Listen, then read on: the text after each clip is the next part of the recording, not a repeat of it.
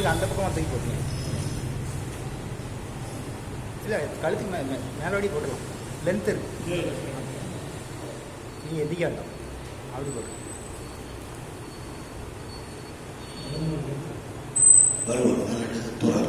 Length இருக்கு.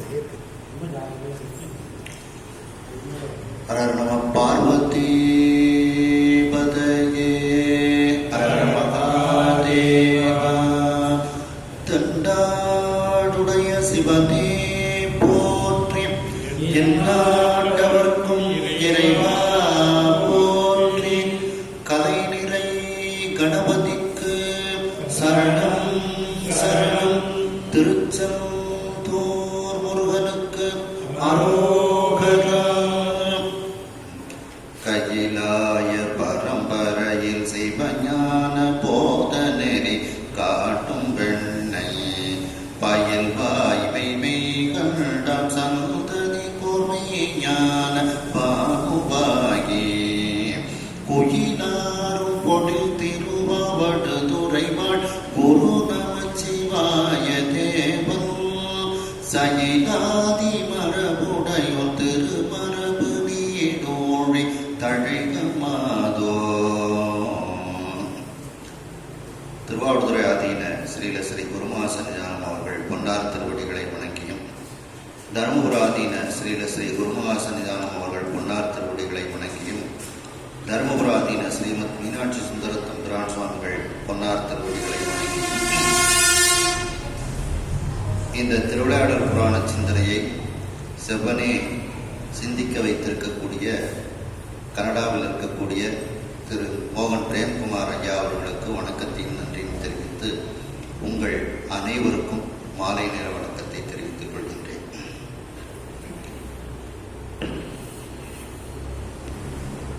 சென்ற சிந்தனையில்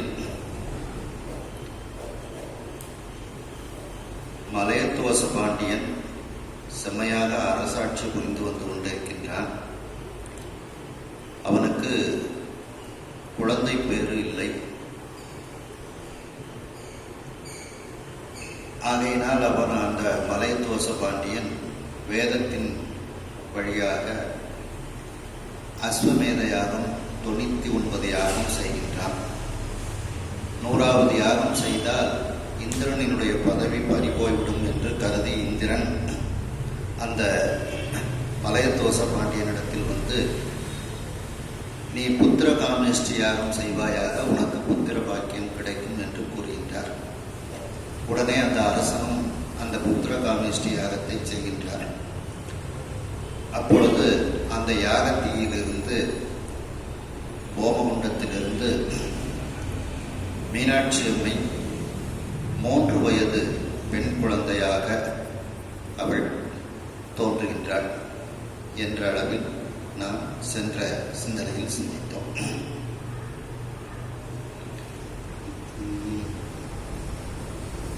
பக்கம் 185 கடைசி பட்டு. குறுந்தளிர் மெல்லடி கிடந்த சிறுமணி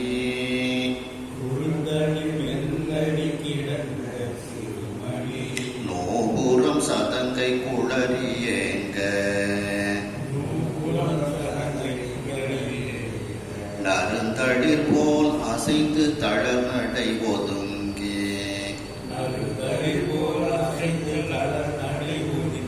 மழலை இள நகையும் தோன்ற பிறந்த பெரும் பயன் பெரு பொன்மாலை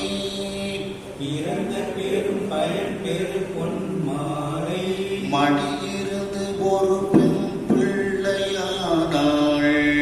மடியிருந்து ஒரு பெண்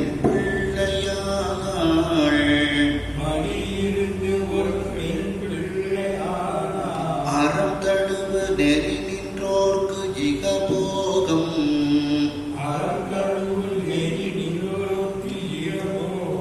வீடடிக்கும் அம்மை அம்மா.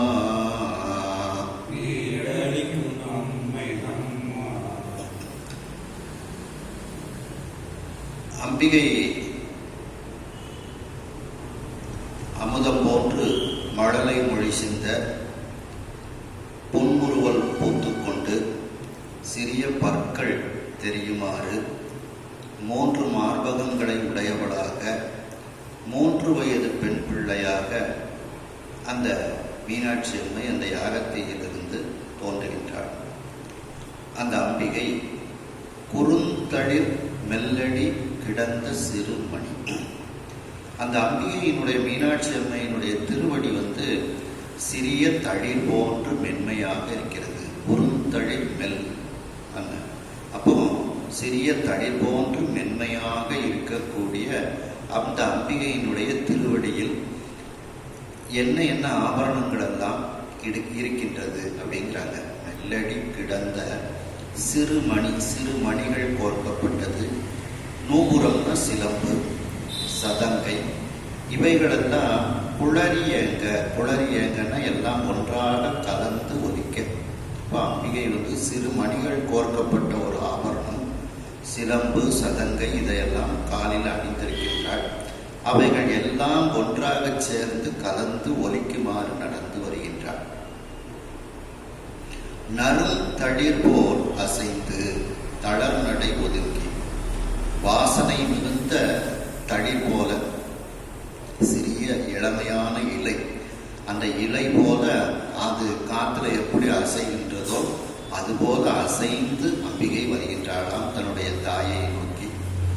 தளர் நடை ஒதுங்கி, நடை தளர்ச்சியாக நடந்து அம்பிகை வருகின்றாள். ஒதுங்கினா நடந்து வருகின்றாள்.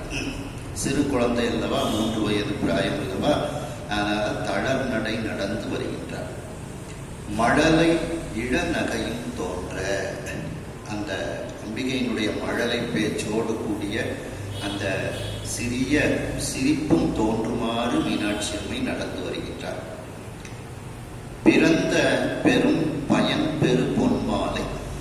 இப்போ இந்த மீனாட்சி அம்மையை மகளாக அடைவதற்கு அந்த காஞ்சன மாலை மிகப்பெரிய ஒரு தவம் செய்திருக்கின்றார். பொன்மாலைன்னா காஞ்சன மாலைன்னு அர்த்தம். காஞ்சனம்னா பொண்ணு. அப்போ பொன்மாலை காஞ்சன மாலை அம்மையார் இந்த பூமியில ஒரு மனித பிறவியாக பிறந்ததினுடைய மிகப்பெரிய பயனை அவர்கள் இப்பொழுது அடைகின்றார்கள். அதான் பிறந்த பெரும் பயன் பெரு, அந்த பயனை பெறக்கூடிய பொன்மாலை அந்த காஞ்சன மாலையானவள். அந்த காஞ்சன மாலை அம்மையினுடைய மடி இருந்து, மடியில போய் இந்த அம்மையார் மீனாட்சி அம்மை தளர் நடை நடந்து போய் மடியில போய் உட்கார்ந்து கொள்கின்றார். மடி இருந்து ஒரு பெண் பிள்ளை ஆனாள். ஒரு பெண் பிள்ளையாக அந்த காஞ்சனமாலையினுடைய மடியில் அமர்ந்து கொள்கின்றார். அறம் தழுவு நெறி நின்றோர்க்கு, யாரெல்லாம் அறத்தை தழுவிக்கொண்டு அந்த அறநெறியில் யாரெல்லாம் நிற்கின்றார்களோ அவர்களுக்கு இகபோகத்தை அம்பிகை மீனாட்சி அம்மை கொடுக்கின்றாள். மேலும் வீடு பேரையும் கொடுக்கின்றாள். அப்படிப்பட்ட அம்மை இவள். அம்மாங்கிறது ஆச்சரிய சொல். இப்படி அவர்களுக்கு எல்லா பேர்களையும் அந்த அளிக்கக்கூடிய அந்த மீனாட்சி அம்மை ஒரு பெண் பிள்ளையாக அந்த காஞ்சன மாலையின் மடியில் போய் அமர்ந்து இருக்கின்றாள். அப்ப மீனாட்சி அம்மை காலில் சிறு மணிகளால் ஆகிய ஆபரணங்கள், மணிகள் கோர்க்கப்பட்ட ஆபரணம், சிலம்பு, சதங்கை இதெல்லாம் அணிந்திருக்கின்றாள். கந்தர் அலங்காரத்தில் சொல்லும்போது, நாள் என் செய்யும் வினைதான் என் செய்யும், என்னை நாடி வந்த கோள் என் செய்யும், கொடுங்கூற்று என் செய்யும், குமரேசர் இரு தாழும் சிலம்பும் சதங்கையும் தண்டையும் சண்முகமும் தோளும் கடம்பும் எனக்கு முன்னே தோன்றிடுவே அப்படின்னு சொல்றாங்கல்ல. அதுபோல முருகப்பெருமான் இதெல்லாம் அணிந்திருக்கிறார். அதே மாதிரி இந்த மீனாட்சி அம்மை காலையும் இவைகளெல்லாம் அணிந்திருக்கின்றார். அப்போ யாரெல்லாம் மீனாட்சி அம்மையை வணங்கி அறநெறியில் நிற்கின்றார்களோ அவர்களுக்கு இகபர சௌபாக்கியம் கிடைக்கிறது. திருப்புகள்ல சொல்றாங்க பார்த்தீங்களா, வசனமிக வெற்றி மறவாதே பாட்டில் இகபர சௌபாக்கியம் அருள்வாயே அப்படின்னு கேட்கிறார். அப்போ இகபர சௌபாக்கியம், இம்மையில் அவர்கள் நன்றாக வாழ்ந்து மறுமையில் அவர்கள் வீடு பேரையும் அடைகின்றார்கள். மீனாட்சி அம்மையை வழிபட்டு கொண்டு அறத்தை தழுவிக்கொண்டு அந்த அறநெறியில் நிற்கக்கூடியவர்களுக்கு அந்த இக பர சௌபாக்கியமாகிய இகபோகமும் அம்மைக்கு வீடு பேரும் அந்த மீனாட்சி அம்மை கொடுக்கின்றாள். சம்பந்த பெருமான் சொல்லும்போது திருமுறைகளை கேட்டாலே சிறப்பு. மாதோர் பூரனை வலஞ்சுழி மருவிய மருந்தினை வயற்காழி நாதன் வேதியன் ஞான சம்பந்தன் வாய் நவிற்றிய தமிழ் மாலை ஆதரித்து இசை கற்று வல்லார் சொல்ல கேட்டு உகந்தவர் தம்மை வாதியாவினை மறுமைக்கும் இம்மைக்கும் வருத்தம் வந்து அடையாமே. அப்போ திருமுறைகளை கேட்டாலேயே நமக்கு மறுமைக்கும் இம்மைக்கும் நமக்கு வருத்தம் என்பது வந்து அடையாது, மேலான வீடு பேரும் நமக்கு கிடைக்கும் அப்படிங்கிறாங்க.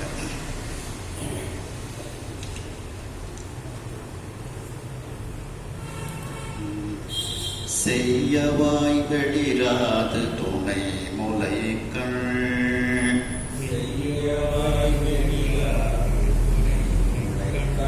கருகாது செயல்போல் நீண்ட மையவாய் மதர்த்த கருங்கண் பசவாது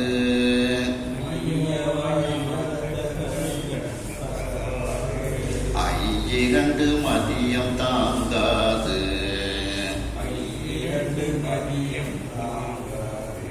ஐய ஆவிலை வருந்த பெறாது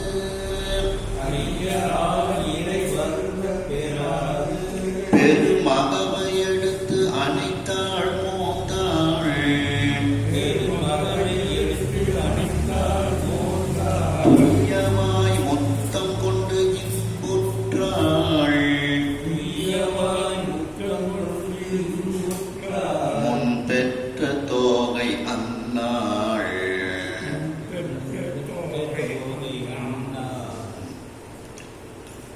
அதாவது அந்த காஞ்சனமாலை அம்மை வந்து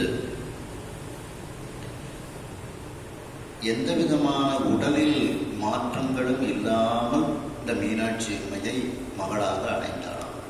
எப்படி வந்து அந்த இமவானினுடைய மனைவி மேனை வந்து ஒரு குழந்தை பேரு உண்டாகாமல் துன்பப்படாமல் இந்த மீனாட்சி அம்மையை மகளாக அடைந்தாளோ, அதுபோல இந்த மீனாட்சி அம்மையை காஞ்சனமாலை அப்படிங்கிறவ அந்த அம்மையார் வந்து எந்த விதமான ஒரு உடல் உபாதைகளும் இல்லாமல் ஒரு மகளை பெற்றெடுத்தாள் அப்படிங்கிறாங்க. செய்யவாய் வெளிராது, சிவந்த வாயானது வெளுக்காமல். அப்போ ஒரு குழந்தை பேர் உண்டானால் ஒரு பெண்ணுக்கு என்னெல்லாம் உடல் ரீதியாக மாற்றங்கள் ஏற்படும் அப்படிங்கிறது அதில் சொல்றாங்க. செய்யவாய் வெளிராது, வாய் வந்து சிவந்த வாய் வெளுப்பு அடையாமல்.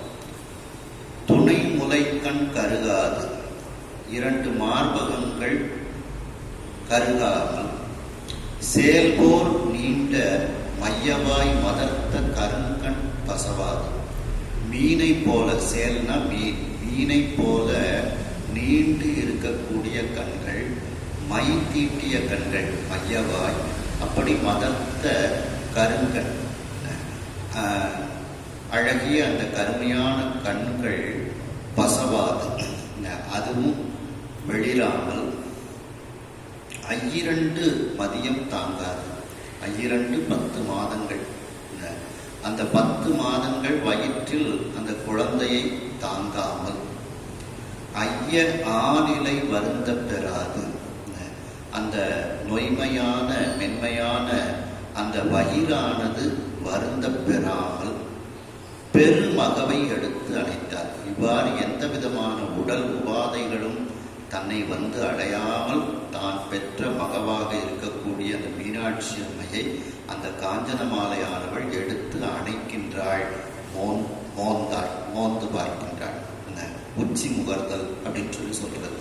இந்த அன்போடு அந்த அம்பிகையை மோந்தாள். துய்ய வாய் முத்தம் கொண்டு இன்புற்றாள், தன்னுடைய தூய்மையான வாயினால் முத்தமிட்டு கொண்டு அந்த குழந்தைக்கு முத்தம் கொடுத்து இன்பத்தை அடைகின்றாள் அந்த காஞ்சன மாலை. முன் பெற்ற தோகை என்றாள். அந்த காஞ்சன மாலை எப்படிப்பட்டவள்?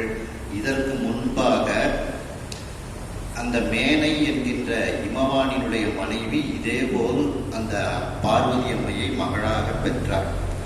அந்த மேனை என் முன் பெற்ற தொகைன்னா இந்த காஞ்சனமாலை அம்மைக்கு முன்னால் அந்த தொகையாக இருக்கக்கூடிய அந்த மேனையானவள் எப்படி இந்த குழந்தையை தன்னுடைய மகளாக அடைந்தாளோ அதை போல அன்னாள், அதை போல இந்த காஞ்சனமாலை இந்த மீனாட்சி அம்மையை தன்னுடைய மகளாக அடைந்தாள். பறையாதி விருப்பு அறிவு தொழிலாகி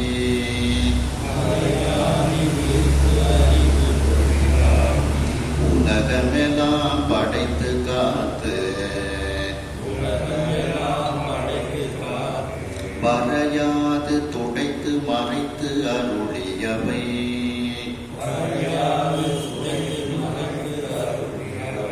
நின்றும் தன் வடிவு வேறாய்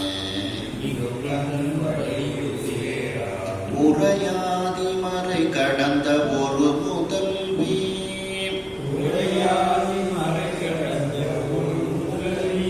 திருமகளாய் உதித்தற்கு இந்த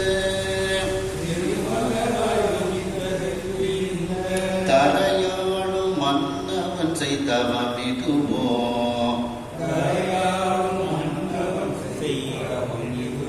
அதற்குரிய தவந்தான் மன்னோ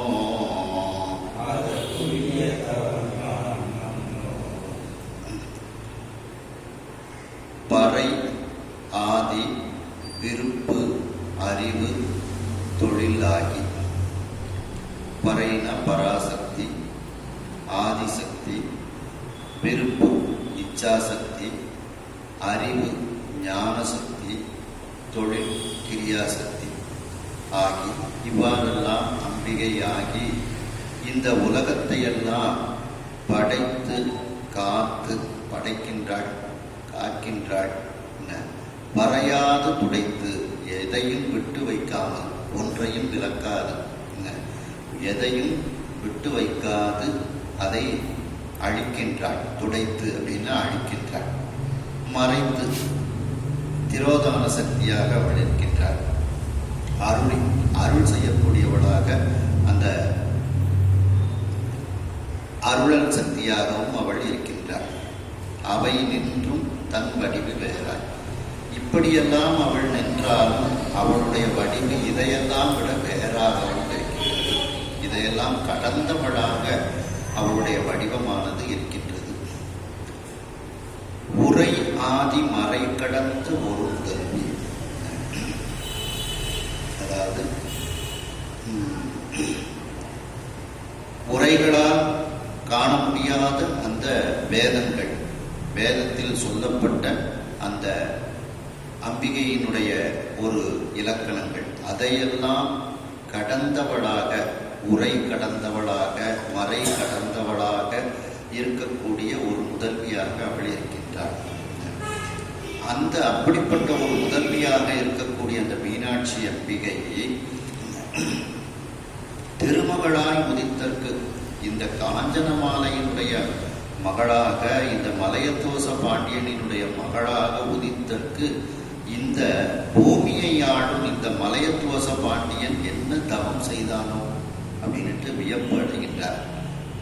ஒரு முதல்வி திருமகளாய் உதித்தற்கு இந்த தரையாளும் மன்னவன், இந்த பூமியை ஆளக்கூடிய மன்னவனாக இருக்கக்கூடிய மலையத்துவச பாண்டியன் செய்தவம் இதுவோ?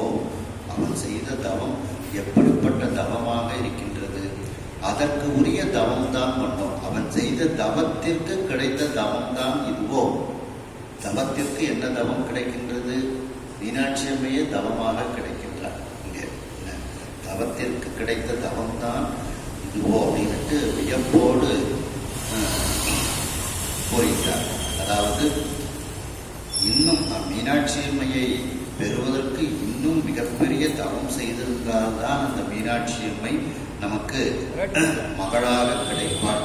அப்படிப்பட்ட ஒரு தவத்திற்கு உரியவனாக அந்த காஞ்சனமாலையும் மலையத்துவ சுப்பிரமணியனும் இருக்கின்றார்கள் அப்படின்னு சொல்லுவாங்க. இந்த பராசக்தி, ஆதிசக்தி, இச்சாசக்தி, கிரியாசக்தி, ஞானசக்தி இதெல்லாம் நம்ம பார்த்தோம்னா சிவஞான சித்தியாரில் 81, 82, 83 3 பாடல்கள் இதை பற்றி சொல்றாங்க. சக்திதான் பலவோ எண்ணில் தான் ஒன்றே அநேகமாக வைத்திடும் காரியத்தால் மந்திரி ஆதிக்கு எல்லாம் வைத்திடும் ஒருவன் சக்தி போல் அரண் உடையது ஆகி புத்தி முத்திகளையெல்லாம் புரிந்து அவன் நினைந்தவாராம். சக்தி பலவோ அப்படின்னா எல்லாம் இறைவனே அநேகமாக இருக்கின்றான். தான் ஒன்றே அநேகமாக அந்தந்த காரியத்தை செய்வதற்காக அந்த அரசன் எப்படி மந்திரி முதலியவர்களை எல்லாம் நியமிக்கின்றானோ அதுபோல சக்திகள் இருக்கின்றது அப்படின்னு சொல்றாங்க. அடுத்த பாட்டு பார்த்தீங்கன்னா, சத்திதன் வடிவு ஏது எண்ணில் தடையிலா ஞானம் ஆகும், உய்த்திடும் இச்சை செய்தி இவை ஞானத்து உழவோ எண்ணில் எத்திரம் ஞானம் உள்ளது அத்திரம் இச்சை செய்தி வைத்தலால் மறைப்புயில் ஞானால் மறைவிடும் கிரியை எல்லாம் அப்படின்ட்டு. அப்போ சக்தியினுடைய வடிவம் எது என்றால் தடையிலா ஞானம். அந்த தடையிலா ஞானம் தான் நம்ம பராசக்தின்ட்டு சொல்றோம். அப்போ தடை இருக்கக்கூடிய ஞானம் தான் திரோதான சக்தியாக நம்ம எடுத்துக்கிறோம். தடையில்லா ஞானம்ன்றதுலேருந்து இன்னொன்று வருவித்துக் கொள்ளணும். தடையுடைய ஞானம்னு வருவித்து அது திரோதான சக்தின்னு நம்ம வச்சுக்கிறோம். அதுக்கப்புறம் இந்த ஞானம்தான் இச்சாசக்தியாக கிரியாசக்தியாகவே அது இருக்கின்றது அப்படிங்கிறத இதில் சொல்றாங்க. உயிர்த்திடும் இச்சை செய்தி இவை ஞானத்து உழவோ எண்ணில், ஞானத்திலிருந்தா இதெல்லாம் வருகின்றது, இச்சை கிரியை எல்லாம். எத்திரம் ஞானம் உள்ளது, அந்த ஞானத்தினுடைய திறத்திலேயே இந்த இச்சாசக்தியும் கிரியாசக்தியும் நமக்கு இறைவன் வைக்கின்றார் அப்படின்ட்டு இதுல விரிவா நீங்க இந்த இதுல சிந்திக்கலாம். இந்த பாடலுக்கு மேல அதற்கு அடுத்ததுலையும் பார்த்தீங்கன்னா, ஒன்றதாய் இச்சை ஞான கிரியை என்று ஒரு 3 ஆகி நின்றிடும் சக்தி இச்சை உயிர்க்கு அருணேசமாகும். நன்றியெல்லாம் ஞான சக்தியால் நயந்து அறிவன் நாதன் அன்று அருட்கிரியை இதனால் ஆக்குவன் அகிலமெல்லாம். இதுவும் இந்த பாட்டுக்குரிய ஒரு அருமையான இது சொல்லப்படுது. அதாவது ஞானசக்தி அப்படிங்கிறது நாம சிவப்பேராகி அதற்கு செய்யக்கடவது ஆன உபாயங்களை எல்லாம் இறைவன் விரும்பி அறியும் அறிவு ஆகும்.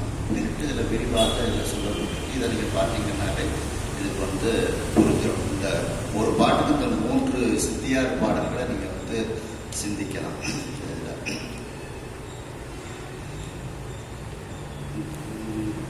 கள்ளமா நெறி ஒடுகும் பொறி கடந்து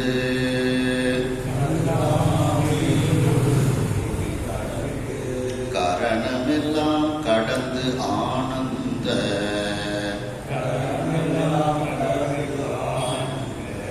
வெள்ளமா பரஞான வடிவு உடையாள்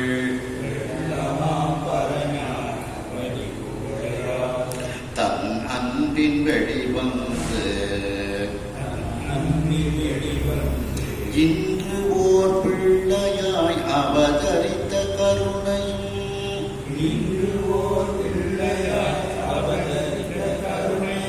தன்மனாட்டி தவ பேரும் தேரா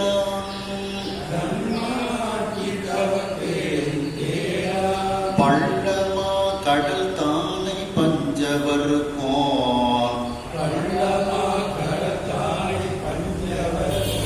நெஞ்சத்துள் பரிவு கூர்ந்தான்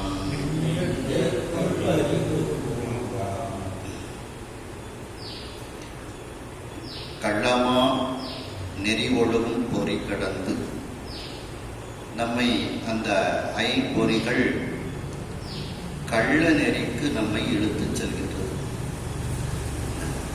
அதான் கள்ளமாம் அந்த நெறியில் ஒழுகக்கூடிய பொறிகளிலிருந்து நாம் மீண்டும் அம்பிகை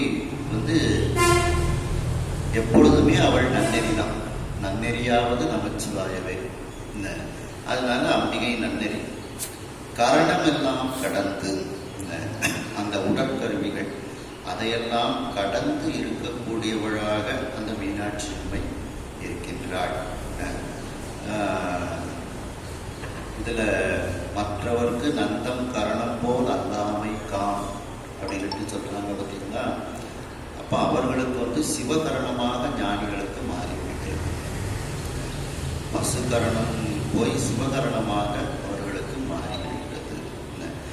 மீனாட்சியும் அது சிவகரணமாக இருக்கின்றாள். அப்படி அந்த கரணங்களை எல்லாம் கடந்து இருக்கக்கூடியவளாக அவள் இருக்கின்றாள்.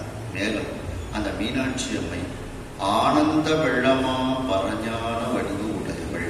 ஆனந்த வெள்ளமாகவே அவள் இருக்கின்றாள்.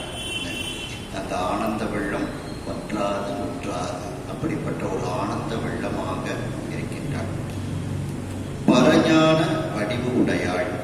அதான் அந்த சத்திதன் வடிவு ஏதேனில் தடையிலா ஞானமாகும் சொல்றாங்க. அப்படிப்பட்ட அந்த மேலான ஞான வடிவு உடையவளாக அவள் இருக்கின்றாள். அப்படிப்பட்ட அந்த அம்பிகையானவள் அவளுடைய அன்பின் காரணமாக இந்த 3 வயது குழந்தையாக வெளிவந்து இவ்வாறு அவள் காட்சி தருகின்றாள். தன் அன்பின் வெளிவந்து இன்று ஓர் பிள்ளையாய், இன்றைக்கு ஓர் சிறு பெண் குழந்தையாய் அவதரித்த கருணையும் அவள் இங்கு அவதாரம் செய்தாள். அந்த அவதரித்த அந்த செயல்பாடே அவளுடைய கருணையின் திறத்தை நமக்கு காண்பிக்கின்றது. அவள் கருணா சொரூபி என்பதை நமக்கு காண்பிக்கின்றது. அந்த மீனாட்சி அம்மையினுடைய கருணையையும் இந்த பாண்டிய மன்னன் சரியாக தெரிந்து கொள்ளவில்லை. மேலும் அந்த மீனாட்சி அம்மையை மகளாக பெறுவதற்கு அவனுடைய மனைவி காஞ்சனமாலை எப்படிப்பட்ட தவம் செய்திருக்கின்றாள், ஏற்கனவே எப்படிப்பட்ட தவம் செய்திருக்கின்றாள் என்பதையும் அறியாதவன் அந்த அரசன். காஞ்சனமாலை ரொம்ப பெரிய தவம் செய்தாங்க மீனாட்சி அம்மையை மகளா அடையணும் அப்படிங்கிறதுக்காக வேண்டி. மீனாட்சி அம்மை இதே கோலத்துல 3 வயசு பிள்ளையா தோன்றுதாங்க. என்ன வேணும் அப்படின்னு கேட்கிறா. முக்தி தான் வேணும், இல்லை ஏதாவது கேடு, நீ எனக்கு மகளா இருக்கணும் அப்படின்னு அடுத்தாக கேட்கிறாங்க. சரி, அந்த ஒரு தவத்துக்காக வேண்டிதான் அந்த காஞ்சனமாலை செய்த ஒரு பிறவியில செஞ்ச தவத்துக்காக வேண்டிதான் அந்த அம்மாவுக்கு குழந்தையா மீனாட்சி அம்மை தோன்றுகின்றார். அப்படி தன்னுடைய மனைவியாக இந்த பிறவியில் வந்திருக்கக்கூடிய இந்த காஞ்சனமாலை ஒரு பிறவியில் என்ன மிகப்பெரிய தவம் செய்தால் இந்த மீனாட்சி அம்மையை குழந்தையாக அடைவதற்கு என்றும் அறியாதவனாக இந்த மலையத்துவச பாண்டியன் இருக்கின்றார். தன் மனாட்டி, அந்த மலையத்துவச பாண்டியனுடைய மனாட்டியாக இருக்கக்கூடிய காஞ்சனமாலை தவப்பேர் தேரார். அந்த அம்மையார் எப்படிப்பட்ட தவம் செய்தார்கள் என்பதையும் அறியாதவனாக இந்த மலையத்துவச பாண்டியன் கலங்குகின்றான். ஏன்னா அவனுக்கு ஒரு கலக்கம் வந்துடுது. என்ன கலக்கம்ங்கிறது நம்ம பார்க்கிறோம். பள்ளமா கடல் தானை பஞ்சவர்க்கம். ஆழம், பள்ளம்னா ஆழம், மிகப்பெரிய ஆழம், பள்ளம். அப்போ அது ஒரு கடல் எவ்வளவு பெரிய ஆழமாக இருக்கின்றதோ அந்த அளவிற்கு படைகளை வைத்திருக்கக்கூடிய பாண்டிய மன்னன் அப்படின்னு அர்த்தம்.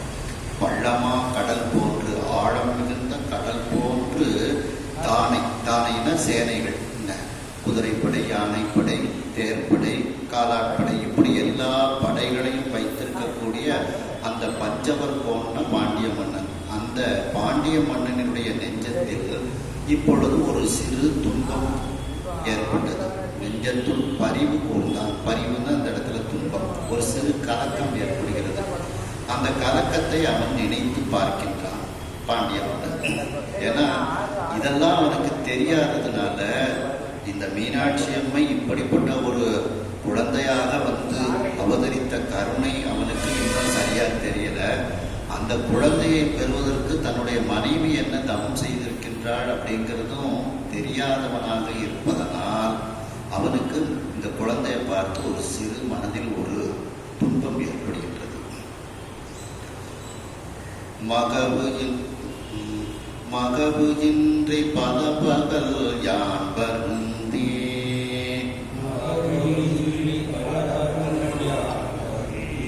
அருந்தவம் புரிந்தேன் மைந்தர் பேரு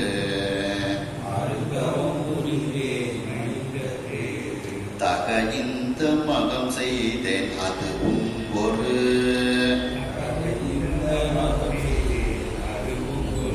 பெண்மகவை தந்தது அந்தோ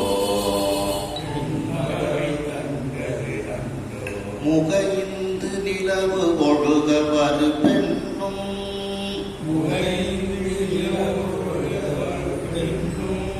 முலை மூன்றாய் முகழ்த்து மாற்றார் நக வந்தது என்னேயோ என்று உவகை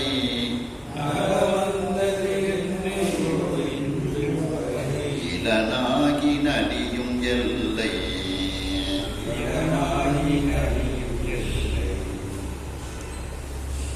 பாண்டிய மன்னன் இப்பொழுது என்ன வருத்தப்படுகின்றான் என்றால் இரண்டு வருத்தங்கள் அவனுக்கு வருகிறது. முதல்ல நாட்டை ஆடுறதுக்கு ஒரு ஆண் மகவு வேணும். ஆனா இங்க அவனுக்கு ஒரு பெண் மகவு கிடைத்திருக்கின்றது.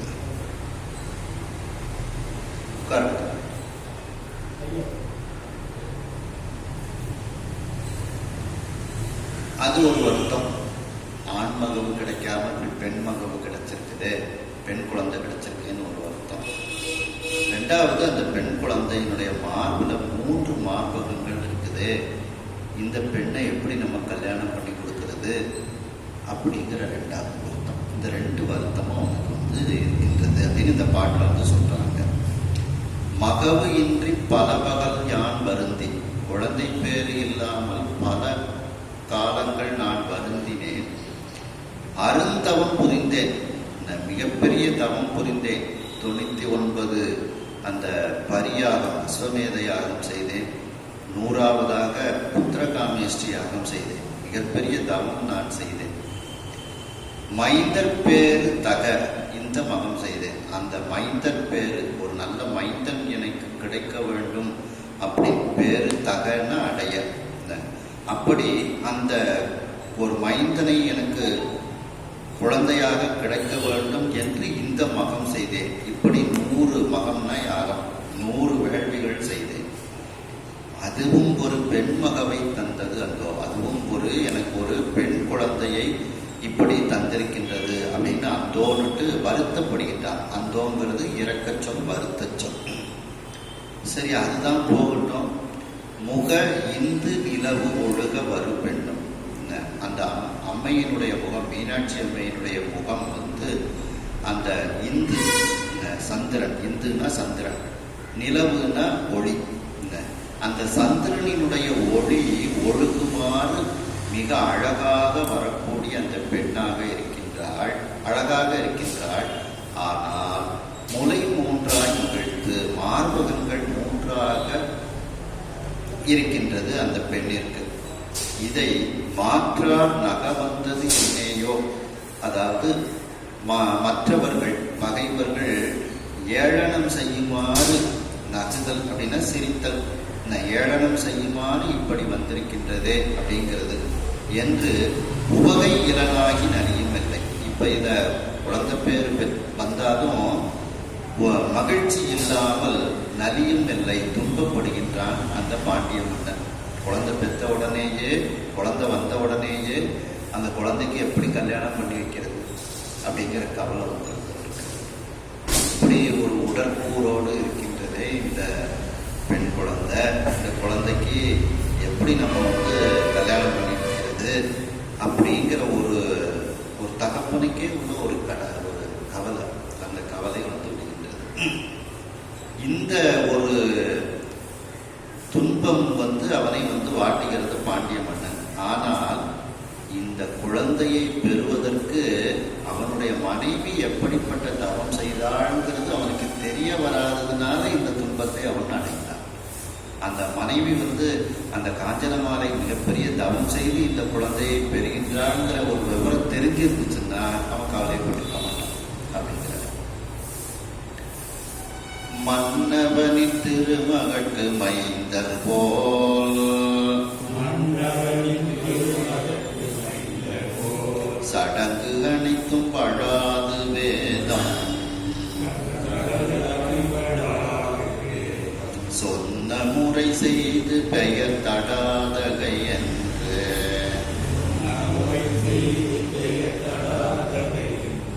இட்டு முடி சூட்டுவாய் இப்பொன்னனையால் தனக்கு இறைவன் வரும் பொழுது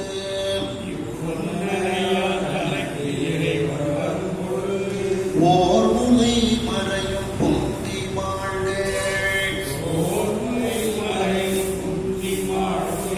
என்ன அரணருள ஓர் திருவாக்கு விசும்பிடை நின்று எழுந்தது அன்றே.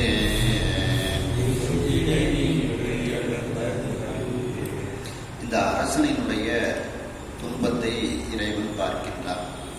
உடனே இறைவன் அந்த சொக்கநாத பெருமான் அந்த அரசனுக்கு இப்பொழுது ஒரு மகிழ்ச்சியை கொடுக்க வேண்டும்னுட்டு அசரீரியாக ஒரு வாக்கு ஆகாயத்தில் எழுந்து ஒரு வாக்கு கொடுக்கின்றார். அந்த சொக்கநாத பெருமான் என்ன கூறுகின்றார் அப்படின்னா, மன்னவனே, நின் திருமகளுக்கு, உன்னுடைய திருமகளாக வந்திருக்கக்கூடிய இந்த பெண் குழந்தைக்கு மைந்தர் போல் சடங்கு அனைத்தும் வழாது வேதம் சொன்ன முறை செய்து, ஒரு மகனுக்கு நீ எப்படியெல்லாம், ஒரு அரசகுமாரனுக்கு நீ எப்படியெல்லாம் சடங்குகள்லாம் செய்வாயோ, அதுவும் வேதத்தில் சொன்னபடி சடங்குகள்லாம் செய்வாயோ, அது எல்லாத்தையும் இந்த பெண் குழந்தைக்கு செய் அப்படின்னா அந்த அசரீரி வாக்கு சொக்கநாத பெருமான் கூறுகிறார்.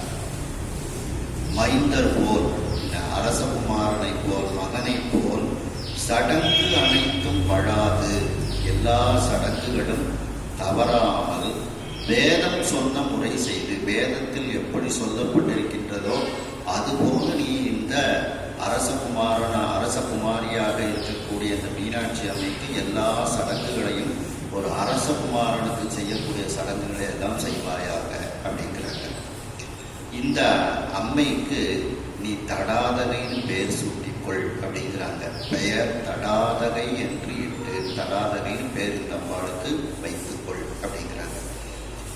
முடிசூட்டுவாய், இந்த பெண், இந்த அரசளம் குமரியாக இருக்கக்கூடிய அந்த மீனாட்சி அம்மைக்கு மணிமுடி சூட்டி இந்த நாட்டுக்கு அரசியாக நீ ஆக்குவாயாக அப்படிங்கிறாங்க. முடிசூட்டுவார்.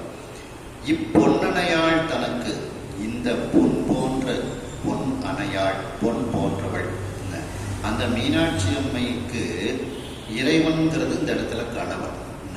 கணவன் வரும் பொழுது ஓர் முலை மறையும். அந்த கணவன் யார் கணவனாக இந்த அம்மைக்கு உரியவனோ அவன் இந்த அம்மைக்கு எதிரில் வரும் பொழுது ஓர் மார்பகம் மறையும். அப்ப அவன் தான் கணவன் தெரிஞ்சுக்கோ அப்படின்னு சொல்றாங்க. வரும் பொழுது ஓர் முலை மறையும். புந்தி வாழ்க்கை, நீ ரொம்ப புத்தி மயங்க வேண்டாம், அதாவது மனம் மயங்க வேண்டாம், துன்பப்பட வேண்டாம் அப்படின்னு சொல்லி அந்த வாக்கு ஆசிரியரியாக மேலே எழுகிறது. என்ன அரண் அருளால், இவ்வாறு அந்த சிவபெருமானினுடைய சொக்கநாத பெருமானினுடைய அருளால் ஓர் திருவாக்கு விசும்பிடை நின்று எழுந்தது அன்றே. ஓர் திருவாக்கு ஆனது ஆகாயத்திலிருந்து, விசும்புன்னா ஆகாயம், ஆகாயத்திலிருந்து அந்த திருவாக்கானது எழுந்து அந்த வார்த்தைகள் கேட்கின்றது. அதை இந்த அரசன் அந்த திருவாக்கை கேட்கின்றான். அவன் மகிழ்ச்சி அடைகின்றான்.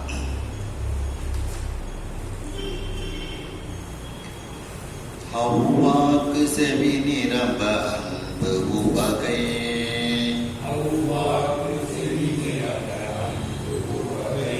அகம் நிரம்ப அகலம் எல்லாம்,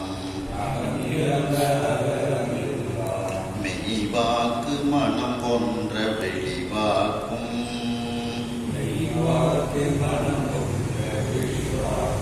புனல் நிரம்ப விமல போற்றி, நெய்வாக்கும் மகம் நிரப்பி எழுந்து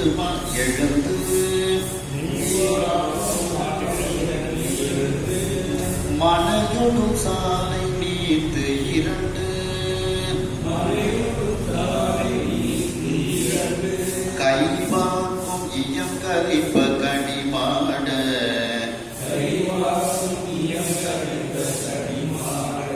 மனை புகுந்தான் கடற்கால் வேந்தன்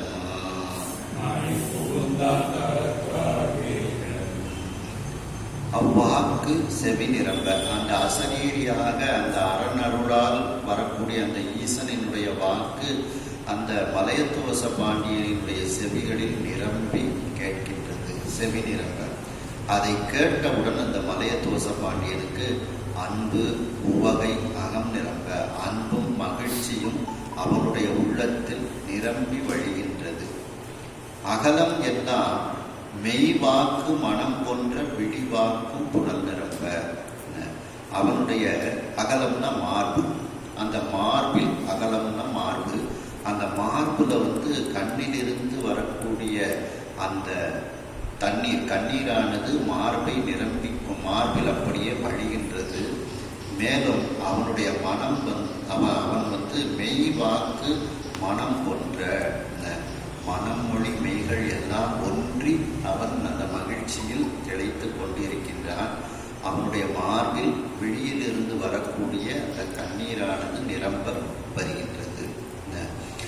விமலன் போற்றி அந்த விமலனாக மும்மலங்கள் இல்லாத அந்த சொக்கநாத பெருமானை வணங்குகின்றான். அந்த வாக்கை கேட்டவுடன் விமலர் போற்றி மும்மலங்கள் இல்லாத சொக்கநாத பெருமானை வணங்கி நெய்வாக்கும் மகம் நிரப்பி அந்த நெய்யை சொரியக்கூடிய வாக்கும்னு இந்த இடத்துல சொரிதல், அந்த நெய்யை சொரியக்கூடிய அந்த வேள்விகளை இப்பொழுது பூரணமாக செய்து முடிக்கின்றார். மகம் நிரப்பி அப்படின்னா அந்த வேள்வியை முழுமையாக செய்து முடிக்கின்றார். செய்து முடித்து அந்த வேள்விச்சாலையிலிருந்து எழுந்து அவனும் அவனுடைய மனைவியும் அந்த வேள்விச்சாலையிலிருந்து எழுந்து மனையொடும், மனைன மனைவி, தன்னுடைய மனைவியாகிய காஞ்சனமாலையோடும் தன்னுடைய மகளாகிய அந்த தடாதகை பிராட்டியாரோடும் சாலை நீத்து வேள்விச்சாலையிலிருந்து அவன் வெளியே வருகின்றான். வெளியே வரும்போது இரண்டு கைப்புறத்தும் இரண்டு கைவாக்கும் அப்படின்னா இரண்டு கைப்பக்கத்திலும் வலப்பக்கத்திலும் இடப்பக்கத்திலும் மங்கள வாத்தியங்கள் எல்லாம் வாசிக்கப்படுகிறது. இயம் கலிப்ப, இயம்னா வாத்தியங்கள், வாத்தியங்கள் எல்லாம் ஒலிக்க அவன் நடந்து வருகின்றான். தன்னுடைய அரண்மனைக்கு வருகின்றான். கடிமாட மனை புகுந்தான். கடற்கால் வேந்தன் கடிமாடம்னா காவல் மிகுந்த அந்த தன்னுடைய அரண்மனை. கடினா அந்த இடத்துல காவல் மிகுந்தன்னு அர்த்தம். உரிச்சம் இடத்துக்கு தகுந்தால் அர்த்தம் எடுத்துக்கலாம். சால உரு தவ நதி கூறுகளிங்கிற மாதிரி இது கடிங்கிறது. கடிமலர்னா வாசனை மிகுந்த மலர். இந்த இடத்துல கடிமாடம்ங்கிறதுனால காவல் மிகுந்த அந்த அவனுடைய அரண்மனை. அந்த மாட மனைக்குள் அவன் புகுந்தான். தன்னுடைய மனைவியோடும் தன்னுடைய மகளோடும் அவன் அந்த மலையத்துவச பாண்டியன் புகுகின்றான்.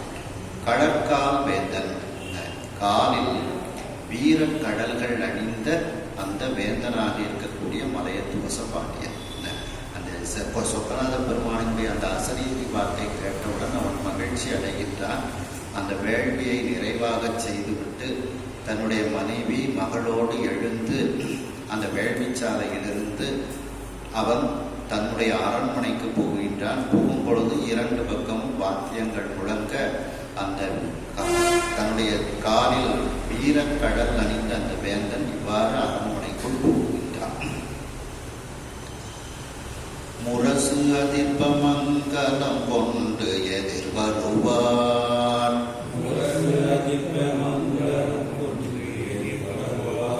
முகத்து உவகை முறுவல் பூப்ப அரசு இருக்கும் மண்டபம் புக்கு இனிதமர்ந்து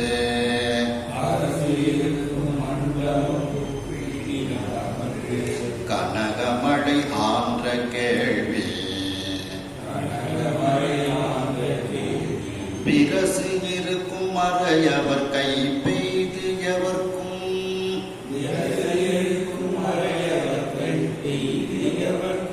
அம்முறையால் வெறுப்ப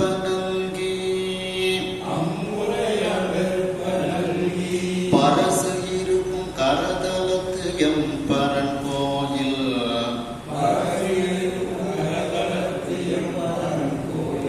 நனி சிறப்பு பல்க நல்கா.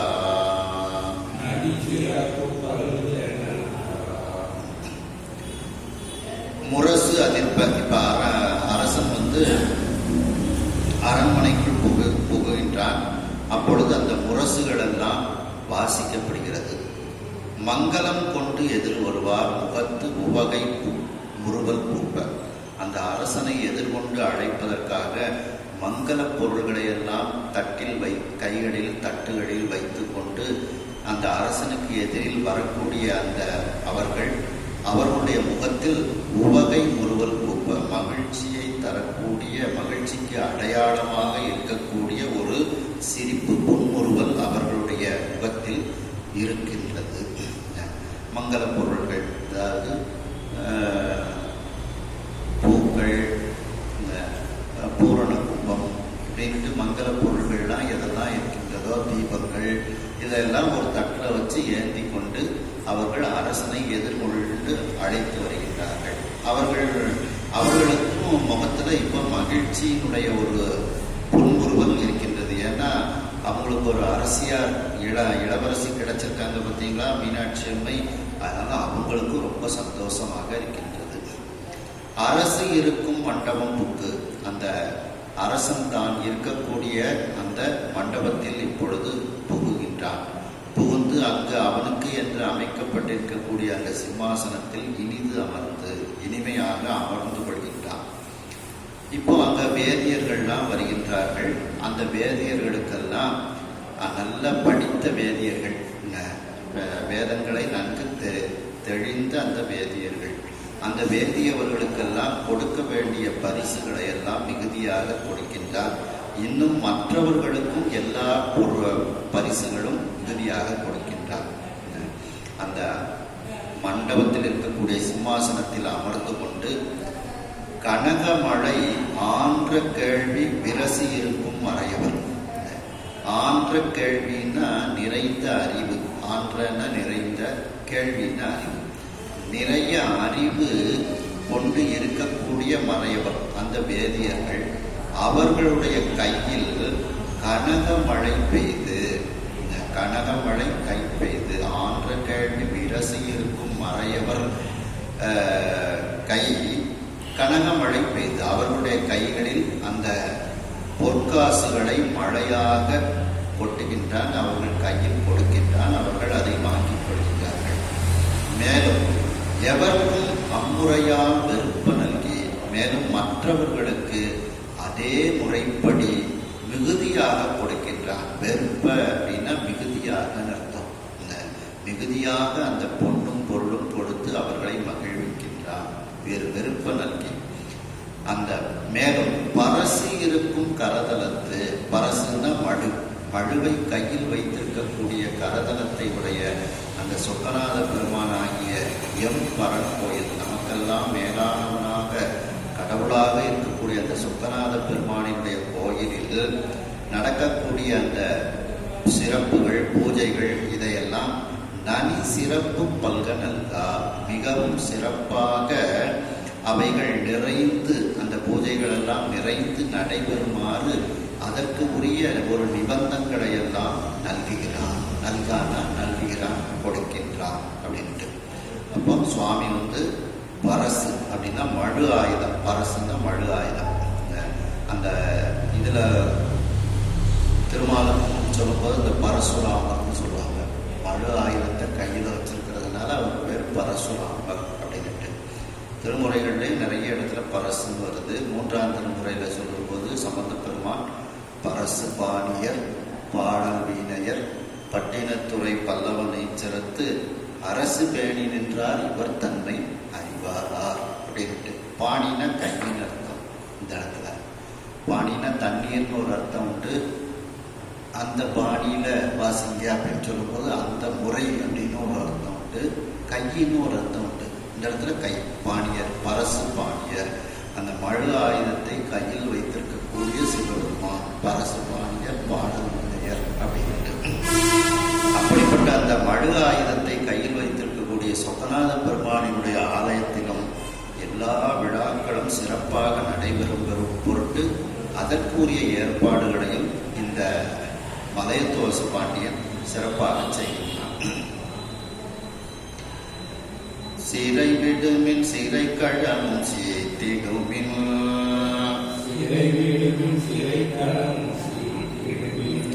ஏழாண்டு தேயத்து ஈட்டும்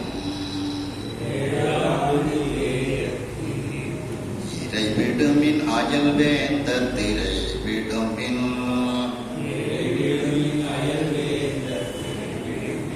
இறை நிதியம் ஈட்டும் ஆய துறை விடுமின் அறப்புறமும் ஆலயமும்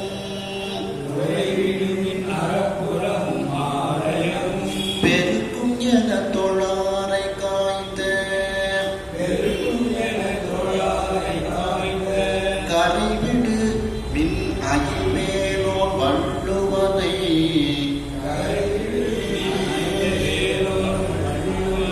கோய் முரசம் கரங்க சாற்றி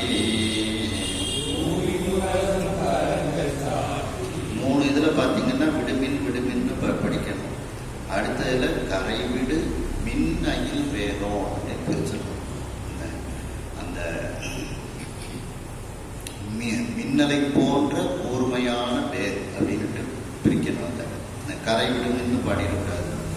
கரை விடு மின் அயில் வேதம் அப்படின்னு அந்த மின்னுங்கிறது இங்க பிரிச்சிடணும். ஏன்னா மற்ற எல்லாத்துலேயும் விடுமின் விடுமின்னு வர்றதுனால அதே மாதிரி பிரிச்சு பாடிடக்கூடாது.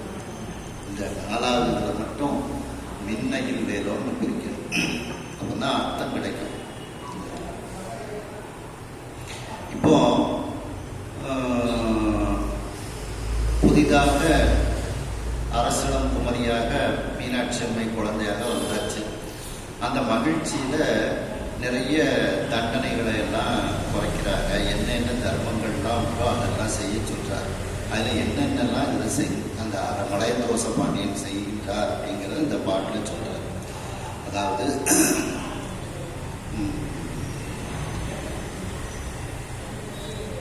இந்த கடைசி இதுல இருந்து நம்ம அந்த அரசன், அதாவது மலையத்துவச பாண்டியன் என்ன சொல்றாரு அப்படின்னா, மலையத்துவச பாண்டியன் எப்படிப்பட்டவர் அப்படின்னா 6வது வரியில பாருங்க,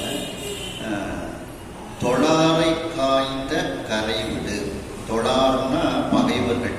அந்த மலையத்துவச பாண்டியனை யாரெல்லாம் தொழாமல் ஒரு பகை உணர்வு கொண்டிருக்கின்றார்களோ அந்த பகைவர்களை காய்ந்த தண்டித்த கரைவிடு. கரைனா இரத்தக்கரை. அந்த இரத்தக்கரை மடு தோய்ந்த மின் அப்படின்னா ஒளி பொருந்திய அகில் கூர்மையான வேற்படையை உடைய அந்த மலையத்துவச பாண்டியன் அப்படின்ட்டு இதுக்கு அர்த்தம் எடுக்கணும். தொழாரை காய்ந்த கரை விடு மின் அகில் வேதம் அப்படிங்கிறது மலையத்துவச பாண்டியன். அதாவது எதிரிகளை வென்ற இரத்த கரை படிந்த கூர்மையான ஒளி பொருந்திய வேற்படையை கையில் வைத்திருக்கக்கூடிய அந்த மலையத்துவச பாண்டியன் வள்ளுவனை அழைத்து, அந்த காலத்துல அந்த வள்ளுவர்னு ஒரு ஜாதி பறை அறிவித்து நிகழ்ச்சிகளை எல்லாம் சொல்லுவாங்க. அவர்களுக்கு அது ஒரு தொழில். அப்படி நியமிக்கப்பட்ட அந்த வள்ளுவனை கோயினா அழைத்து முரசம் கரங்க சாற்றி, முரசு அறைந்து, நான் சொன்னதை எல்லாம் நீ இப்பொழுது செய்வாயாக அப்படின்ட்டு முரசம் சாற்றி என்ன செய்யணும்னு சொல்றான். என்ன செய்யணும் அப்படின்னா, சிறை விடுமின், சிறையில் இருக்கக்கூடியவரெல்லாம் விடுதலை செய்யுங்க அப்படின்ட்டு. சிறைக்களம் சீட்டிடுமின், சிறைக்களத்தை தூய்மை செய்யுங்கள் அப்படின்னா, தூய்மை செய்தல்னா இந்த இடத்துல சிறைக்களமே வேண்டாம். தூய்மை செய்தல்னா இடித்து விடுதல்னுட்டு சில இதில் அர்த்தம் அடையிருக்கிறாங்க. இடிக்க வேண்டாம், அது எங்க வேற ஒரு நல்ல காரியத்தை கூட பயன்படுத்திக்கலாம். அதாவது சிறைக்களமும் சீத்திடுமின், சீத்திடுமின்னா தூய்மை செய்யுங்கள் அப்படின்னா அந்த இடத்த தூய்மை செய்து வேறு நல்ல காரியங்களுக்கு பயன்படுத்துங்கள். 7 ஆண்டு தேயத்து ஈட்டும் இறை விடுமின், 7 வருட காலம் ஈட்டும். நாம வரி வசூல் பண்றோம் பார்த்தீங்களா, இறைன வரின்னு அர்த்தம். அந்த அந்த வரி வசூல் பண்றதையெல்லாம் 7 வருஷம் வரி வசூலே பண்ண வேண்டாம். 7 வருஷத்துக்கு மகள் கிடைத்த மகிழ்ச்சியில இந்த இதெல்லாம் சொல்றாங்க. 7 ஆண்டு தேயத்து ஈட்டும் இறை விடுமின். 7 வருட காலத்திற்கு ஈட்டும்னா எல்லா வருடத்திலிருந்தும் வசூல் செய்யக்கூடிய இறையின வரி, அந்த வரியை வசூல் செய்யாதீர்கள். 7 வருஷத்துக்கு யார்ட்டையும் எந்த வரியும் வசூல் செய்ய வேண்டாம். அயல் வேந்தர் திரை விடுமின். தனக்கு அடிமையாக இருக்கக்கூடிய மற்ற வேந்தர்களிடத்தில் இருந்து வரக்கூடிய அந்த கப்பம் கட்டுதல் என்கின்ற திரையை வாங்க வேண்டாம் அப்படிங்கிற. அயல் வேந்தர் திரை விடுமின். அந்த திரை பொருளாக வரக்கூடிய கப்பம் கட்டக்கூடிய அந்த பொருளாக வரக்கூடியவற்றையெல்லாம் இனிமேல் வாங்காதீர்கள் அப்படின்னு ஒரு உத்தரவு கொடுக்கின்றார். இறை நிதியம் ஈட்டும் ஆயத்துறை விடுமின். இறைனா வரி, வரி பொருள், நிதியம்னா வரி பொருள்.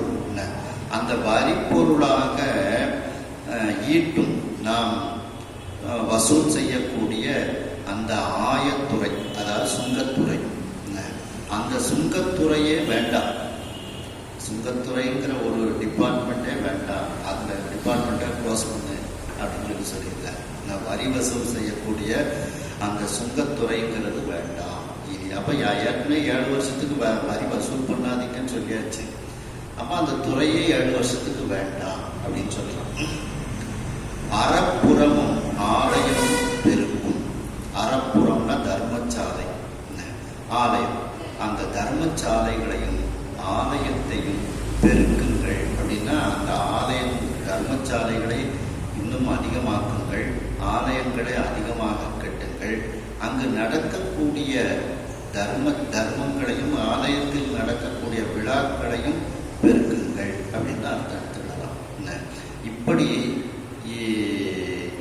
ஒரு நல்ல ஒரு உத்தரவுகளை எல்லாம் அந்த வள்ளுவனை அழைத்து முரசம் அறைந்து இதை நீ ஊரெல்லாம் எடுத்து சொல்வாயாக அப்படின்ட்டு அந்த மலையத்துவச பாண்டியன் உத்தரவிடுகின்றான். இப்போ நம்ம இதில் கூட குடியரசு தின விழா, சுதந்திர தின விழாவில் ரொம்ப நாள்பட்ட ஒரு கைதிகளை எல்லாம் விடுதலை பண்ணுறோம் பார்த்தீங்களா? அதே ஆமாம், அதுபோல் இந்த இதெல்லாம் செய்கிறாங்க. மீனாட்சி அம்மை 3 வயசு குழந்தையா கிடைச்சதுனால அந்த மகிழ்ச்சியில் அந்த மலையத்துவச பாண்டியன் இதெல்லாம் செய்கிறான். மேலும் என்ன செய்கிறாரு அப்படிங்கிறத அடுத்த பாட்டில் சொல்றாரு. கல்யாண மணி மௌலி வேந்தரையும்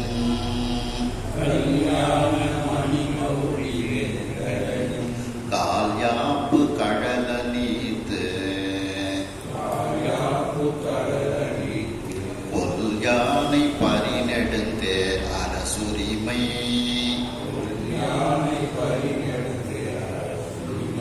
தொல்முறையால் கொடுத்து போக்கி பல்லாரும் கொள்கையென பண்டாரம்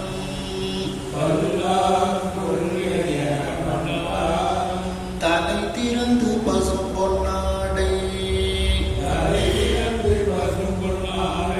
வில்லாரும் மணி கொடும்போ வெறுக்கை முதல்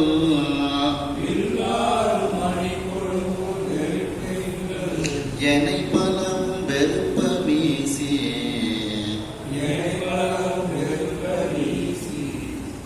கல்யாணம்னா தங்கம்னு ஒரு அர்த்தம் உண்டு. மங்களம், தங்கம் அப்படின்லாம் அர்த்தம் உண்டு.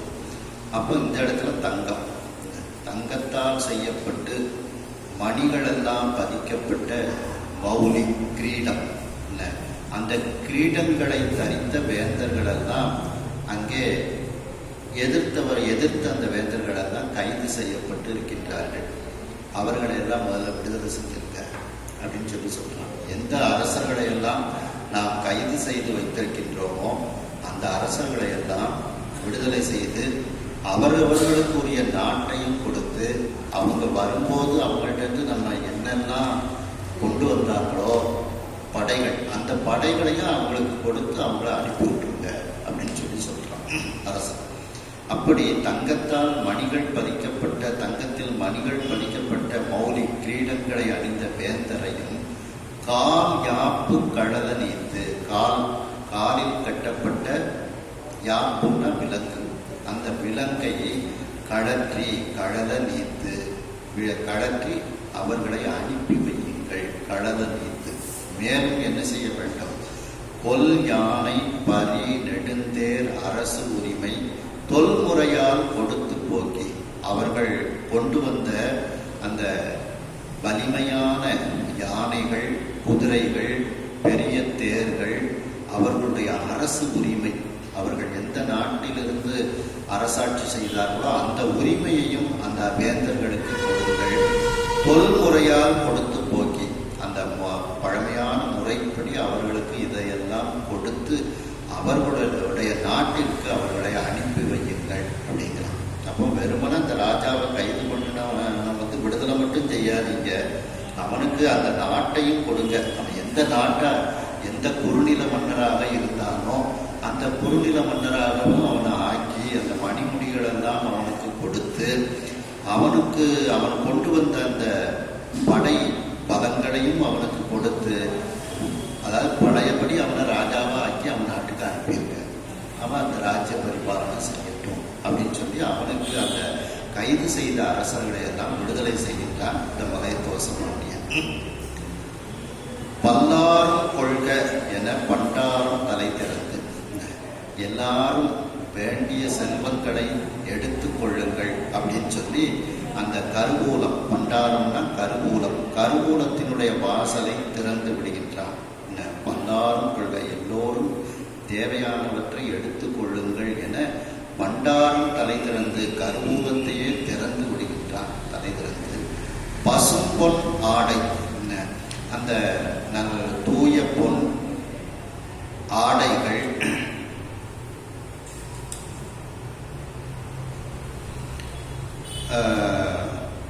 பில்லாரும் மணி கொடும்பும், அதாவது ஒளி மிகுந்த மணிகள் பதிக்கப்பட்ட வளைந்த ஆபரணங்கள். கொடும்னா வளைந்த, பூன்னா ஆபரணங்கள். அந்த வளைந்த ஆபரணங்கள்.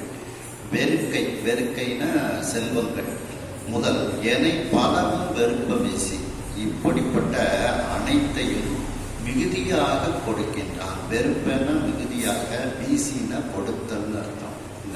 அதாவது அவனுடைய கருவூலத்தை திறந்து அவரவர்களுக்கு தேவைக்கு என்னென்ன வேணுமோ எடுத்துக்கிடுங்க அப்படின்ட்டு, மிகுதியாக அவங்களுக்கு தேவைனாலும் எடுத்துக்கொள்ளுங்கள் அப்படின்ட்டு கருவூலத்தையே அவன் வந்து திறந்து விடுகின்றான் அந்த அரசன். அதாவது அரசர்களை கைது செய்த அரசர்களை மீண்டும் பழையபடி அரசாட்சி கொடுத்து அவர்களுக்கு படைபலங்களையும் கொடுத்து அனுப்பி வைக்கின்றான். மேலும் தன்னுடைய பண்டாரத்தையே திறந்து, கருவூலத்தையே திறந்து வேண்டியவர்கள் வேண்டிய அனைத்தையும் எடுத்துக் கொள்ளுங்கள் என்று எல்லோருக்கும் மிகுதியாக அந்த செல்வத்தை அந்த மலையத்துவச பாண்டியன் மகிழ்ச்சியின் மிகுதியால் இவ்வாறு செய்கின்றார். சுந்தரமூர்த்தி சுவாமிகளும் சுவாமியோட பண்டாரத்திலேருந்து கேட்கிறாரு, சுவாமியோட கருவூலத்திலேருந்து எனக்கு எல்லாத்தையும் கொடு அப்படின்னு சொல்லி கேட்கிறாரு. இந்த நாகைக்காவனம் பாட்டில் பார்த்தீங்கன்னா, நின்றாடி திரிதந்து வெற்பனவை செய்து பிணை கேடு பல பேசி வேண்டியவ திரிவேன் தொண்டாடி திரிவேனை தொழும்புதலை கேற்றும் சுந்தரனே கந்த முதல் ஆடை ஆபரணம் பண்டாரத்தே எனக்கு பணித்தருள வேண்டும். பண்டுதான் பிரமாணம் ஒன்றுண்டெனும்மை கண்டாக்கும் காண்பரிதாய் கடலாகி நிமிர்த்தீர் கடல் நாதை காரோணம் மேவி இருந்தீரே. நாகை காரோணத்தில் கேட்கிறார், வாசனை மிகுந்த பொருட்கள், ஆடை ஆவணங்கள் இதெல்லாம் அவன் பண்டாரத்திலேருந்து கருவூலத்திலேருந்து எனக்கு எல்லாத்தையும் கொடுப்பா அப்படின்னு சொல்லி சுவாமிகிட்ட வந்து கேட்கின்றார். அதுபோல இந்த மலையத்துவச பாண்டியனும் தன்னுடைய பண்டாரத்தையே திறந்து எல்லோருக்கும் கொடுக்கின்றான்.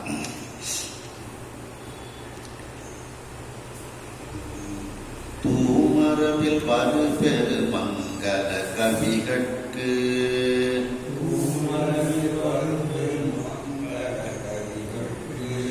இருநிதியம் புகில் பூன் பாய்மா காமர்கரி பறித்தடந்தே முதலாய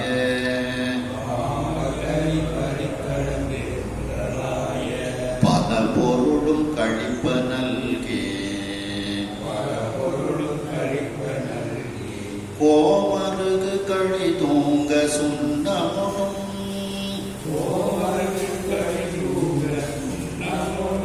என்னை விட குளிப்ப நல்கே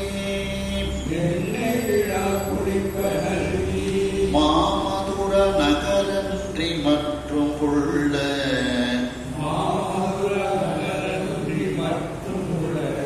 நகர் எங்கும் மகிழ்ச்சி தூங்க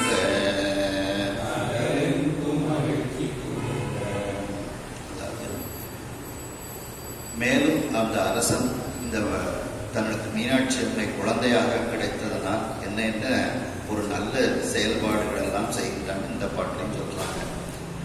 தூ மரபில் வரு பெரு மங்கள கவிகட்கு, மங்களம் பாடக்கூடிய இறைவனை பாடக்கூடிய அந்த கவிஞர்களுக்கு, அவர்கள் எப்படிப்பட்ட நல்ல மரபில் வரக்கூடியவர்கள், மிகப்பெரிய அந்த மங்களம் பொருந்திய மங்கள பாட்டுகள் இசைக்கக்கூடிய அந்த கவிஞர்களுக்கு, அந்த பாடகர்களுக்கு அவன் அந்த மலையத்துவச பாண்டியன் இருநிதியம் துகில் ஆடைகள் ஆபரணங்கள் பாய்மான்னா குதிரை, காமர் கரி, காமர்னா அழகிய, கரினா யானை, அழகிய யானைகள், குதிரைகள் பூட்டிய பெரிய தேர், பரி தடந்தேர், தடம்னா பெரிய, குதிரைகள் பூட்டிய பெரிய தேர் முதலாய பல பொருளும் கழிப்ப நல்கே, இப்படிப்பட்ட எல்லா பொருட்களும் அவர்கள் மகிழ்ச்சி அடையுமாறு அந்த மலையத்துவச பாண்டியன் கொடுக்கின்றான். கழிப்ப நல்கி கொடுக்கின்றான். மேலும் அந்த கோமருகுன்னா அரச வீதி, அந்த அரச வீதியில் இருக்கக்கூடியவர்கள் எல்லாம் மகிழ்ச்சி அடையுமாறு, களி தூங்க மகிழ்ச்சி அடையுமாறும், மேலும் அவர்களுக்கு அந்த சுண்ணமொடும் எண்ணெய் விழா குளிப்ப நல்கி, அவர்களுக்கு அந்த எண்ணெய்கள், அந்த எண்ணெய்க்கு தேய்த்து குளிப்பதற்கு உரிய அந்த சுண்ணம், பொற்சுண்ணம்னு சொல்லுவோம் பார்த்தீங்களா, அந்த நம்ம இப்போ சீயக்காய்ப்போம், அந்த இது அந்த சிகைக்காய், சிகைனா முடி, முடியில் உள்ள அந்த அழுக்குகளை நீக்கக்கூடிய ஒரு பொடி, சிகைக்காய் பொடிங்கிறது சீயக்காய் பொடி, சீயக்காய் பொடின்னு ஆரம்பிச்சு. அந்த அந்த அவைகளெல்லாம் அந்த சுண்ணமொடும் எண்ணெய் இதையெல்லாம் அவர்களுக்கு குளிப்பதற்காக அந்த அரசன் கொடுக்கின்றார். இந்த தர்மங்கள்ல தலைக்கு எண்ணெய் கொடுக்கறது ஒரு தர்மமாக சொல்லப்படுது. தலைக்கு தேய்க்கிறதுக்கு எண்ணெய் கொடுப்பது ஒரு தர்மமாக சொல்லப்படுது. ஏன்னா தலை முக்கியமான ஒரு, தலைக்கு எண்ணெய் கொடுத்தோம்னா உடம்பு பூரா அந்த பவர் அந்த சக்தியானது அவர்களுக்கு இருக்கும். எப்படி நம்ம ஒருத்தருக்கு ஒரு சாப்பாடு கொடுக்கறது உடம்பு பூரா சக்தியா அவங்களுக்கு அந்த அன்னம் பிரம்மமயமாக பரவுகிறதோ, அதுபோல தலைக்கு எண்ணெய் தேய்க்கிறது உடம்பு பூராவும் அது ஒரு பலனை கொடுக்கும். அதனால தலைக்கு எண்ணெய் கொடுப்பது அப்படிங்கிறது ஒரு தர்மமாக சொல்லப்படுது. அப்படி அந்த எண்ணெய் விழா குளிப்ப நல்கி, அந்த எண்ணெய் தேய்த்து அந்த பொற்சுண்ணங்கள் இதையெல்லாம் தேய்த்து குளிப்பதற்காக அவர் அதையெல்லாம் கொடுக்க சொல்கின்றான். இப்படி இது மதுராபுரி நகர்ல மட்டுமா இதையெல்லாம் செய்கின்றான். இன்னும் அந்த மதுராபுரிக்கு பக்கத்தில் அவனுடைய பாண்டிய நாட்டில் என்ன என்ன நகர்கள் இருக்கின்றதோ எல்லா இடங்களிலும் இந்த மகிழ்ச்சி பெருகுமாறு அந்த மலையத்துவச பாண்டியன் செய்கின்றான். மாமதுரா நகரன்றி, அந்த மதுராபுரி நகர் மட்டுமன்றி மற்றும் உள்ள நகர் எங்கும், எல்லா நகரங்களிலும் எல்லா இடங்களிலும் இந்த மீனாட்சி அம்மை தன்னுடைய மகளாக கிடைத்த மகிழ்ச்சி பெருகுமாறு அதற்கு உரிய ஒரு தான தர்மங்களை எல்லாம் செய்ய சொல்கின்றான் இந்த மலையத்துவச பாண்டியன்.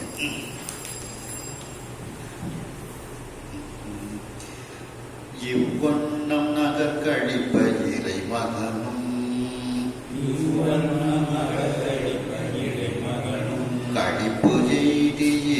இறைவர் சொன்ன அவ்வண்ணம் சாத முதல் வினை நிரப்பி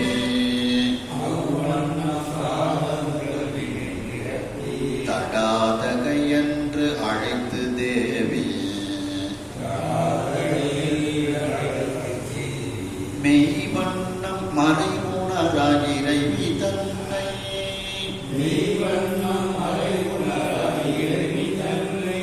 மேனை போல் மேல்நாள் நோக்க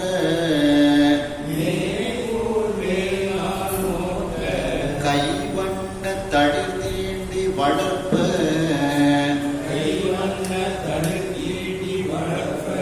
பவான் போல கழிக்கும் நாளில்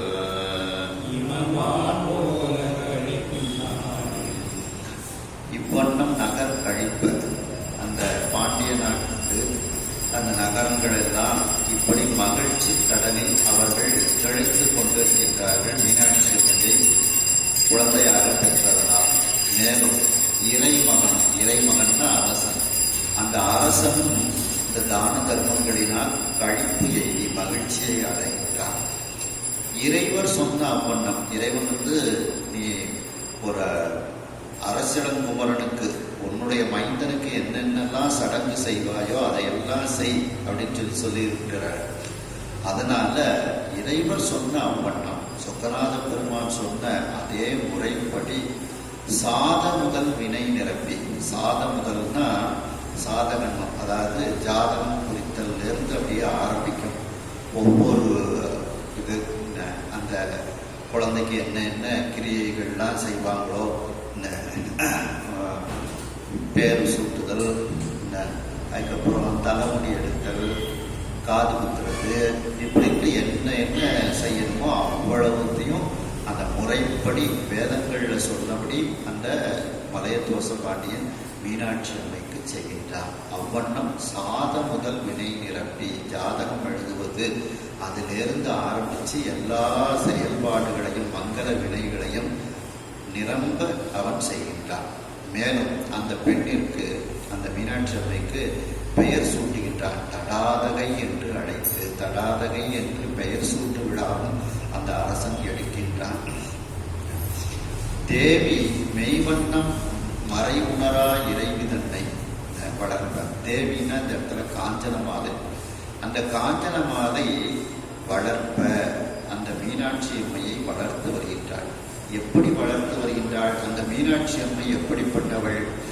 மெய்வண்ணம் மறை உணரா இறைவி தன்னை, உண்மையாக அந்த வேதங்களால் உண்மைத்தன்மையை, மீனாட்சி அம்மையினுடைய உண்மைத்தன்மையை இன்னும் உணர முடியாத, வேதங்களாலும் உணர முடியாத இறைவியாக இருக்கக்கூடிய மீனாட்சி அம்மை.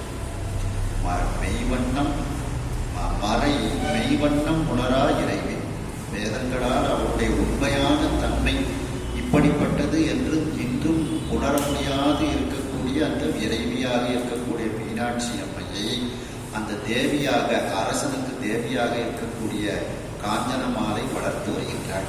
மேலும் எப்படி வளர்த்து வருகின்றாள் அந்த காஞ்சனமாலை? அந்த இறைவி தன்னை மேனை போல் மேல்நாள் நோற்ற, அந்த மேனை அதாவது மேனைங்கிறது இமவானினுடைய மனைவி.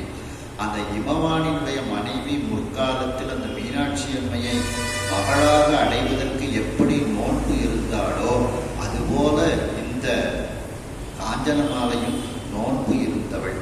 அப்படிப்பட்ட நோற்ற கைவண்ண தளிர் தீண்டி, அந்த கைகளால் அந்த மீனாட்சி அம்மையினுடைய கை போன்று தளிரை தீண்டி அந்த மீனாட்சி அம்மையை வளர்க்கின்றார். அதாவது மெய் தீண்டல்.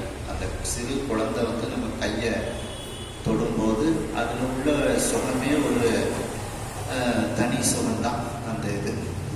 அப்படி தளிர் தீண்டி வளர்ப்ப மீனாட்சி அம்மையினுடைய சிறு கைகள் விரல்களை எல்லாம் தொட்டு கொண்டு தடவிக்கொண்டு அந்த காஞ்சனமாலை மகிழ்ச்சியோடு வளர்த்து வருகின்றார். இமவான் போல கழிக்கும் நாடு. அந்த மலையத்துவச பாண்டியனும் எப்படி சந்தோஷமா இருந்தார் இல்லையா? இமவான் எப்படி சந்தோஷமா அந்த பார்வதி தேவியை வளர்த்து வந்தானோ அந்த அந்த இமவான் அரசன் எப்படி சந்தோஷப்பட்டானோ அதுபோல இந்த மலையத்துவச பாண்டியனும் மிகவும் மகிழ்ச்சியாக அந்த மீனாட்சி அம்மையினுடைய செயல்பாடுகளை எல்லாம் கண்டு மகிழ்ச்சி அடைந்து கொண்டு இருந்தான். இமவான் போல மலையத்துவச பாண்டியனும் கழிக்கும் நாளில் மகிழ்ச்சி அடைந்து இருக்கின்றான். இதுல என்ன ஒரு அந்த இமவானுக்கும் அந்த மேனைக்கும் என்ன ஒரு முக்கியமான ஒரு இதுன்னா, இப்ப இந்த மலையத்துவச பாண்டியனுக்காக ஆண் வாரிசு கிடையாது. ஆனா இமவானுக்கும் மேனைக்கும் ஆண் வாரிசு இருக்கு. அவங்க பெற்ற பையன் இருக்கிறான், மைனானன். அடுத்த அரசாட்சிக்கு அவன் தான் உரிமை உடையவன். ஆனாலும் அந்த பையனும் சிவபக்தியில, அந்த அரசிடங்குமரனும் சிவபக்தியில மிகுந்தவங்க எல்லாரும் அந்த அம்பாளுக்கு திருமணம் செஞ்சு வச்சுட்டு, இந்த நாட்டையே உனக்கு நாங்கள் கொடுத்துருக்கோம், எங்களுக்கு அப்படியே முக்தியை கொடு அப்படின்னு 3 பேரும் காலில் வந்து கொள்றாங்க. இமவான், மேனை, மைனான் 3 பேரும் சுவாமிகிட்ட அப்படியே அடைக்கலமாக விழுதாங்க. அந்த அரசன் வந்து மற்ற அரசர்களை போல இருந்தா, இல்லை என் மகனுக்கு தான் நாடு, உனக்கு என்னென்ன செல்வம் வேணுமோ இல்லை பாதி நாட்டு நீ வச்சுக்கோ அப்படின்னு கூட சொல்லியிருக்கலாம். பாதி நாடு உனக்கு, பாதி நாடு என் பையனுக்கு அப்படின்னு கூட பங்கு பாகம் கிடைச்சிருக்கலாம். எதுவுமே இவன் வந்து ஒன்றுமே கேட்கல. அந்த பையன் அரசிடம் போறோம் அந்த அளவுக்கு பக்குவத்தோடு இருக்கிறான். எல்லாரும் அந்த கல்யாணம் முடிஞ்ச உடனே இந்த நாட்டுக்கு நீதான் அரசு, நீயே அரசாட்சி பண்ணிக்கோ அப்படின்னு காலில் விழுதாங்க. சுவாமி விடுவாரா, கருணாமூர்த்தி அல்லவா, உடனே மச்சனருக்கு அடுத்தால பட்டாபிஷேகம் பண்ணியிருந்தார். அவர் மைனாகனுக்கு அந்த பதவியெல்லாம் கொடுத்துட்டு அந்த அம்பிகையை அழைச்சிக்கிட்டு போறார். அப்படிப்பட்ட ஒரு தூய ஒரு உள்ளம், வாரிசு இருந்தும் அந்த எதுவுமே வேண்டாம், இந்த நாடே எனக்கு வேண்டாம், நீ தான் வேண்டும் அப்படின்ட்டு சுவாமி கால ஒரு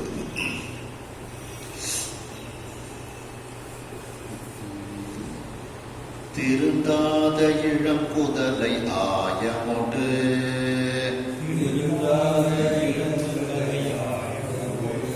புறம்போந்து சிறார்க்கு சிற்றில் விருந்தாக மணல் சிறு சோறு அற்றும் வரை உரம் கிழித்த வேளும் வாய் வைத்து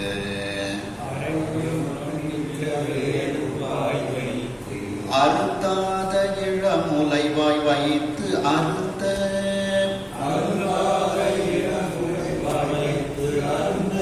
பாவை தனக்கு அழித்தும் போதில்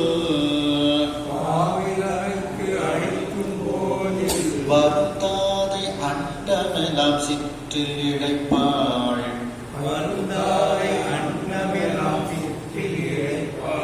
ஆய்க்கு மகிழ்ச்சி செய்தாள்.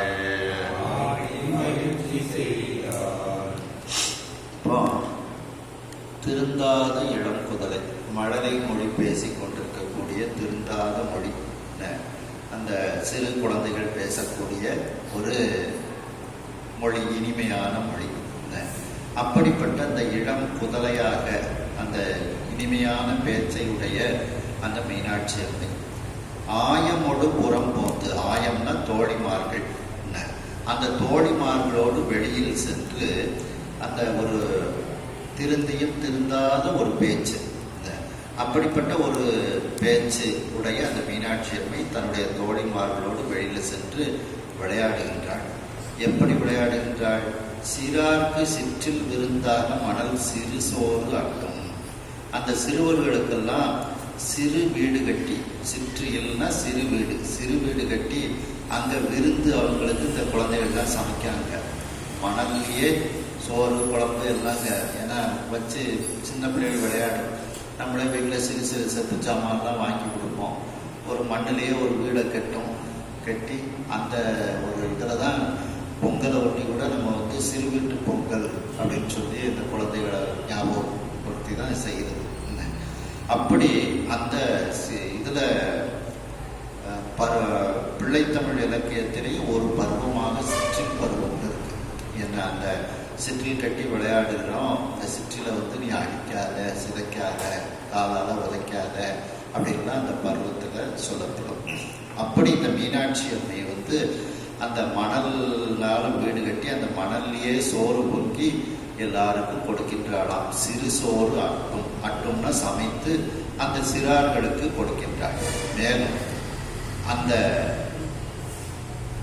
மீனாட்சி அம்மையினுடைய மார்பகங்கள்